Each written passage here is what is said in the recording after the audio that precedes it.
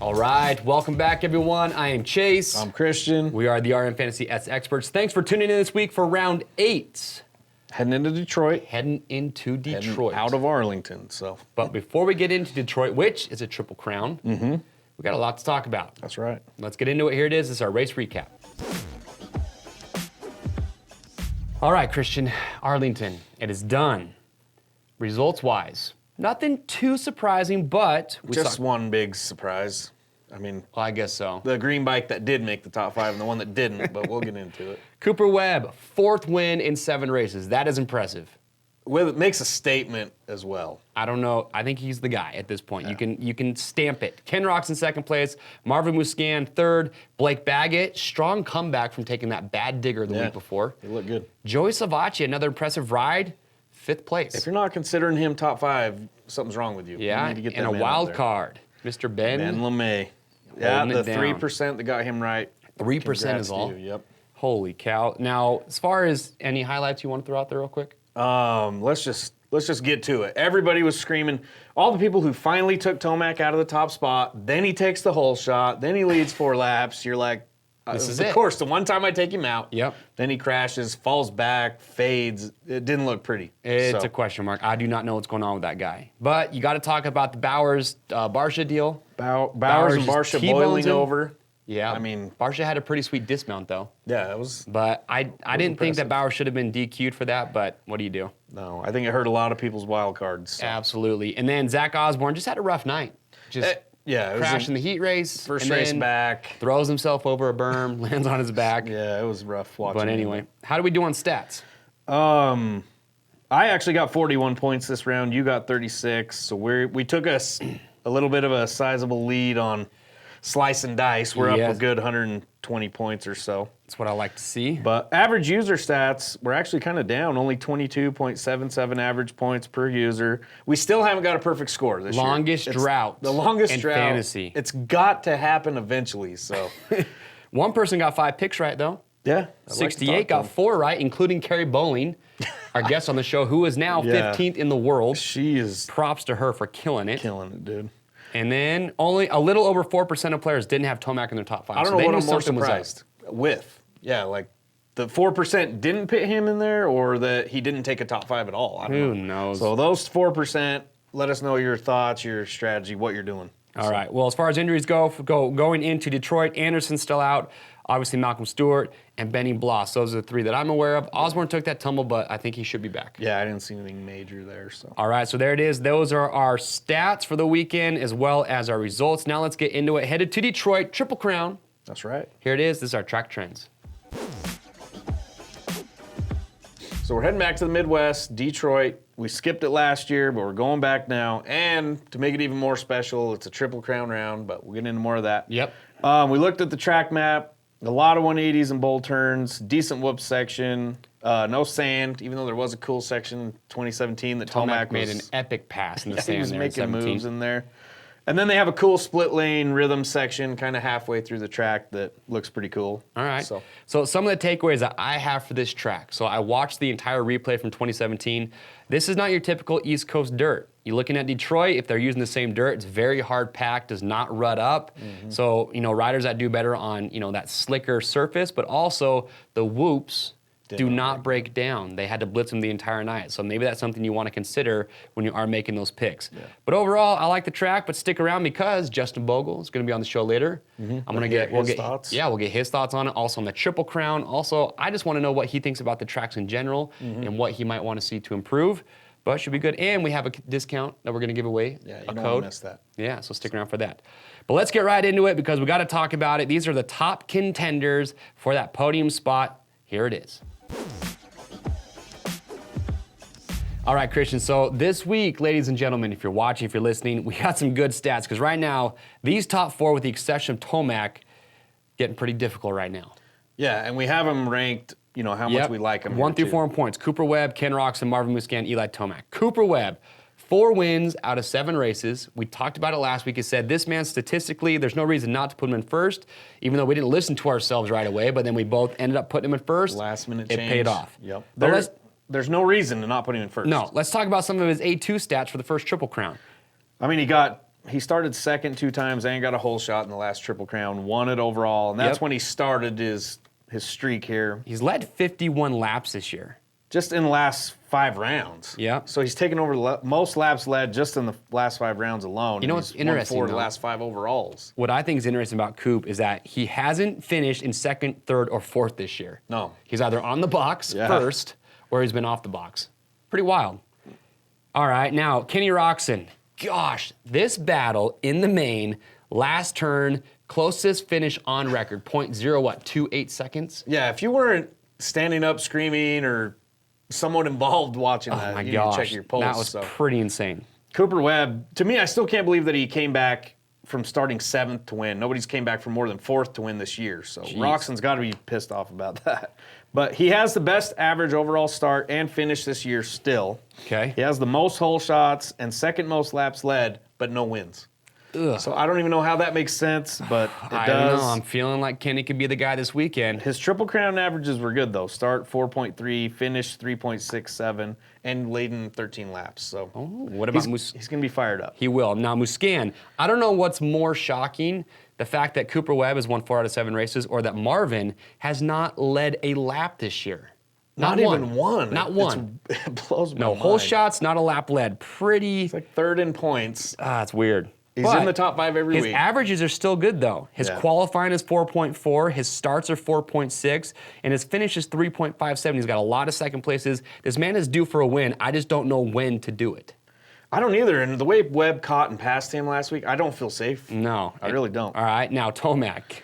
Tomac. The dirty details here. I mean, we haven't seen him with 2 race finishes outside of the top 5 without a DNF since 2016.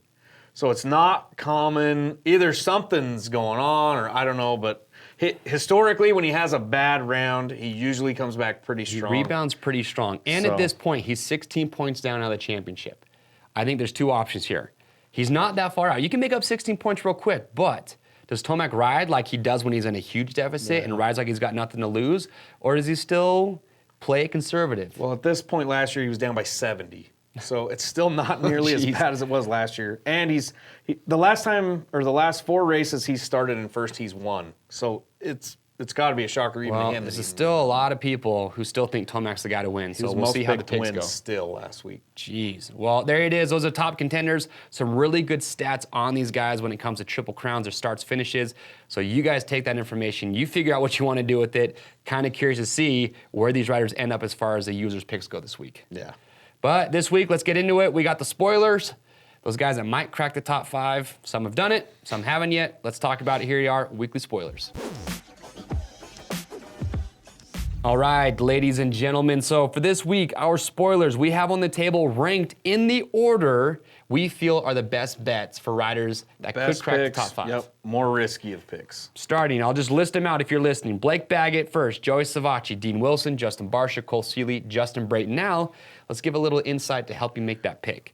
Start with Baggett. Blake Baggett's last 3 main event starts have been 5, 4, and 5. You take away that one crash, he probably has 2 top 5s the last 2 weeks. I like him. He took 4th in Detroit before, and his worst overall finish of the year was A2, though. So his Triple Crown, I don't know. Okay, but he does good on that hard packed dirt like we saw in Phoenix. Yeah, he does. All right, Joey Savacci has the 5th best average start per gate drop this year. That's huge. Of 7.88. And his last 3 main finishes, 7.45. So he is getting better as this season goes on. His starts are dialed in. What about Dean Wilson? Dean Wilson has only finished worse than 9th in 1 of the 9 gate drops this year. Okay. So he's doing good there. He's improved his start and finish in every main at the last Triple Crown, which was pretty interesting to me. His starts, finishes, all got better as the night went on. Okay. And he's qualified 12th and finished 8th in the last 2 rounds. So yeah, his I qualifying still matters. want to see a little bit more improvement from him. I agree. I expected more after Anaheim won. He's in a quiet 5th place, that's for Okay. sure. We haven't talked about him in a minute. Justin Bam Bam Barcia went to the LCQ last week. He actually rode really good last weekend. A lot of people didn't realize that, but he passed the most riders of anybody. Yeah, he got a horrible start, made a hard charge. If Barcia's starts were better, he'd probably be a shoo-in for one of those top 5 spots. But I wouldn't be surprised if he landed in there. The guy's won a race. He can do it. I agree. What about Cole Seeley? Cole Seeley's, he's kind of got his results going like a hump. His last, 5 finishes have been 6, 11, 14, 11, and 6. But his starts have been getting better. On average, he's finishing 2.5 spots better and starting almost 4 spots better on the east than he was on the west. So either he's liking that coast or he's figuring it out. One of those two is going on. Cole's been riding good. We just haven't seen it in the results, but I mean that guy, Solid he did sixth. good, and he did good in the Triple Crowns last year. He had that one. He should have won the overall, but didn't have a good start in the third main. Yep. How about JB10 over here? Justin Brayton, it just seems like last year was always good in the Triple Crowns, but he did not do good at A2 this year. He hasn't had that many great starts this year. He's won heat races. Yeah, he's had one top 5, I think, this year. But he only had 1 top 5 overall on the West last year, had 5 on the East. So Interesting. When he goes to the East, might do a little bit better there. Probably talking about him more in Daytona here. Yeah, and his average finish is 7.7 over the last 3 mains, so it's not bad. And he's finished exactly where he's qualified 2 times this year. So when I looked at all these riders, really, the qualifying is staying pretty close other than Blake Baggett. He's all over the place. This is like 8 different. Go off of Blake's finishing, not his qualifying. Exactly. These guys, though, are keeping it pretty close to their qualifying. Rank them that way. I don't think you can go wrong. All right, well, there it is. Those are our spoilers. Now let's get into a wild card this week, 9th place. It's getting that point in the season where you've got to get the wild card a couple times. I'm getting to that point in my life where I need to get one, just one. Well, let's get right into it. This is our wild card watch. Wild card this week, 9th place. Dean Wilson, Justin Brayton. I know we just talked about in the spoilers, but we all know they could crack a top 5 at any given point or a top near the 10th place. So we're saying there's a chance, but these guys are the ones we really like. But you have to realize, with Brayton, though, his average finish this year is 9.17. And Dean Wilson's finished 8th the last 2 rounds. Yeah. I mean, so statistically, they're not bad picks for wild card if you look at it that way. Now we have 3 other riders on the table: Aaron Plessinger, Chad Reed, and Zach Osborne. Now Zach Osborne, people think you're crazy. Explain why our logic here is. we just don't have any stats on him yet. He did start. He qualified 4th last week. He was fast. Yeah, he did. He started 9th in the main. He is a fast rider. I just don't know where he's going to end up. We just think in the Triple Crown, shorter main events could favor him where his stamina might not be there. Yeah, but either way, top 10 guy for sure. Yeah. Okay. I like it. Chad Reed. Chad Reed, the most picked wild card rider, no matter where the wild card is every week. But, I mean, he's finished 9th 2 times this season. His average finish is 9.71. Not bad. Aaron Plessinger, pretty much the same boat. He's took 9th overall last round. So was that the last Triple Crown? Or last week, round. sorry. Yep. So last week he took 9th, and then his average finish on the year, same as Chad Reed, 9.71. Yeah, he kind of jumped out at me. I kind of have a feeling that's going to be his range this week. So. All right, well, you've seen it. So those are some good picks for the wild card. What do you guys think? Or is there another rider that maybe has been outside the top 10 that can make a good go at it? Cole Martinez. Justin Bogle. Maybe. There's a lot of names. Speaking of Justin Bogle, Let's talk to that man. Let's talk to the man. Let's get him on the phone. Here it is. This is Between Two Berms with Justin Bogle.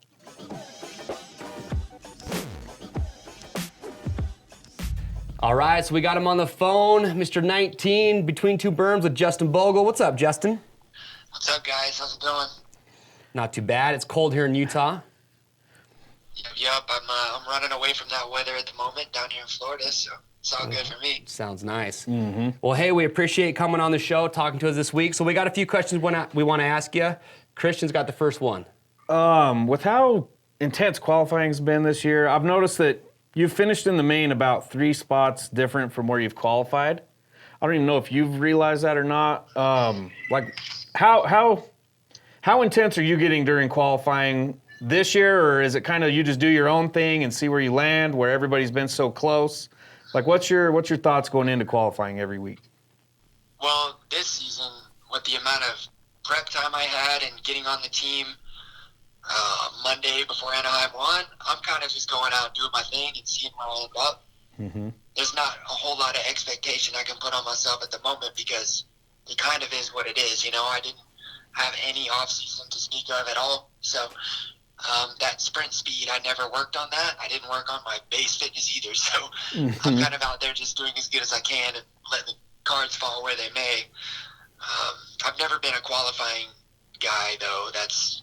I won races on a 250 qualifying like 8th or 9th. So I don't usually worry about it too much. I know when the gate drops and it's nighttime, I know what to do then. All right, on. So, all right, so qualifying, you don't take it too serious. It seems like it's almost a mind game these days with some of the riders that are up there at the top. It's like, if they don't feel like they qualified first, it's like they lost the race almost. It's weird. Yeah. Yeah, I mean, I will continue to work at getting better at it, and I would like to be better than I have been, but it's kind of just the same thing with me. There's not much I can expect when everyone, likely has put in thousands of laps this offseason, and I've put in 100 or 2, so it just is what it is at the moment. Right on. Well, this week we have Detroit, so it's a triple crown. We've had A2, now this week. I'm kind of curious, you're always known for being a really good starter. We've already seen that this year. Do you like the triple crown format? And if you do, explain why. If not, why not?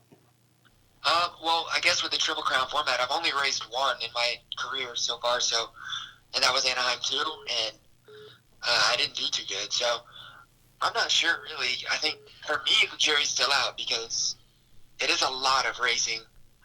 I think we were still doing like 14 laps each main event at A2, so, I mean, that's a lot of racing, with everyone out there and all that. So I think, it's pretty tough because the tracks get super beat up and gnarly, and you're obviously a lot more fatigued. And I obviously was because I didn't ride much, but I mean, everybody was. You could watch it and see it. So that's the tough part of it for me is it's a lot of work, and you better be prepared and ready, and I'm just not yet. So Triple Crown, not my favorite thing this year, but, normal year where I'm in shape, maybe I like it. So I'm not too sure. Right on. It should work good for me with, get good starts. Yeah. Let it fly for 10 minutes and see what happens. But that's the goal this weekend at least. Well, we've seen your starts. So we know you're capable of it. So and with Triple Crowns, I kind of like it because if you have one bad main, one bad start, you can still make up for it. So it kind of mixes things up. Yeah, I mean, there's pros and cons to it, of course, like there's with anything. But, yeah, I didn't have the best weekend, and that's the only one I've ever done. So I guess we'll see after this one. Now, here's another question, track related. So far this year, in my opinion, and I'm not a Supercross racer, so take it for what it is, but looking at the tracks, I don't feel like there's been too many tracks this year that really separate those elite riders, those factory guys. I feel like everyone's doing the same lines. Qualifying, we're seeing like top 14 within 1 second. So what's your take on the tracks this year? Would you like to see them change things up and make them different if you could? Yeah, I think for me, the tracks have all been pretty similar in layout and obstacle-wise, so it's been tough to really separate anybody, Like last weekend was pretty bad. It was tough because it was, 14 or 15 guys in the same second. That's pretty insane. Yep. And I think that kind of shows you that there's not anything really too difficult on the track. Dirtworks always does an amazing job with getting everything right and making for good racing. So I think regardless, the cream is always going to rise to the top. But I would like to see him switch it up a little bit. It's been kind of weird. You show up and you're like, wow, this track's just like this weekend or kind of like that weekend. So, I mean, I'm sure they will. We have so many rounds. There's no way they can just keep kind of rehashing the same ideas over and over. But, yeah, I mean, it's made for tight racing, and I guess the best guys are still winning. So. Yeah, true story. I like it. All right, well, Christian's going to finish off the last question. I mean, if a lot of people don't know, Justin's kind of like an entrepreneur. He's got his own clothing line going on. He's got his own rap group. And with you and a couple other riders out there that have been making music, if you had to choose someone to feature on your next song, who would you pick out of like a Adam Enticknap or someone who's done some like Instagram posts like Trey Kennard of freestyling? Calling Trey Kennard, I love Trey, by the way, but calling Trey Kennard a rapper is probably the funniest thing I've ever heard in my life. Oh my gosh, we got to make that Here's what I happen. told you, it was a bad idea. Oh, wow, that is awesome. Me and Trey joke around about it a lot. We ride together during the week when I'm back at Raynard's, and we joke about it, but yeah, I'm cool with that. Just get it to him. Do my own thing, Me and my friends, we make music and do our thing, but we don't really involve it in racing or any of that stuff. It's kind of its own deal. Keep it somewhat separate. Like obviously, like me, Colt Nichols, Brad Furnace, we do our thing with the Packy Made stuff, with the clothing and videos and stuff like that. But as far as music goes, yeah, kind of just work quietly until we're at a level where we can actually pursue it, Right on. It's been awesome. Can you imagine Trey Kennard, though, doing a rap song, making a music video? I'm just saying Ice The Trey. gospel. Ice Trey. Let's go. Oh, man. Well, hey, Justin, we appreciate you calling in. Thanks for the info, taking the time to do that. Good luck this weekend in Detroit. We'll Triple be pulling Crown, for you. pull those hole shots. And, dude, I see you getting a top 5 this weekend, just getting some good starts. I love it. Thank you guys very much. All right, man. We'll talk to you later. All right. See ya. Good dude. I like that guy. Justin. Yeah, he's a really good guy. So there you go. Kind of interesting to hear his thoughts on the Triple Crown. I honestly feel like he could be a top 5 guy if he just gets some starts. He's already done it. He's done it before. He's a past 250 champion. He's just going to iron it out. It'll come together. It'll work out. Well, you've heard it, but now you know what time it is. It's time to lock him in. Let's do it. All right, Christian, this week, my top 5. Marvin Musquin's going to lead his first lap and win the overall. I can't believe we're saying that, but I don't know. Okay, Ken Roczen, second place, still looking for that first win. Eli Tomac has nothing to lose. He's got to beat Cooper at least, so I see him finishing third. Cooper Webb I have in fourth place. I don't know why. Something tells me he's not going to have 3 consistent mains in a row. Joey Savacci, he's doing good. His finishes are there. I put him in 5th, although I might swap him out for Baggett. I'm not quite sure yet. Yeah. And then Chad Reed, the most incredible man to always be picked for the wild card, no matter what position. We'll take it in 9th don't matter. place. 6th, 15th. He's going to be the number 1 picked rider. Okay.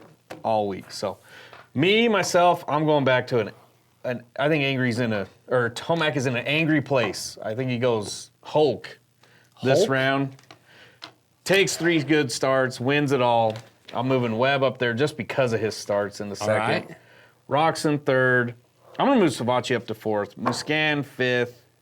Chad Reed, you love the guy, but I just have a feeling about Plessinger this week. So let me just get this right. Last week, we said don't put Tomac in first. And we were right. We switched him out in time, yeah. But you have him back again. I just think he's going to go be angry this week, so. All right, dude. Well, there you have it. Those are our picks.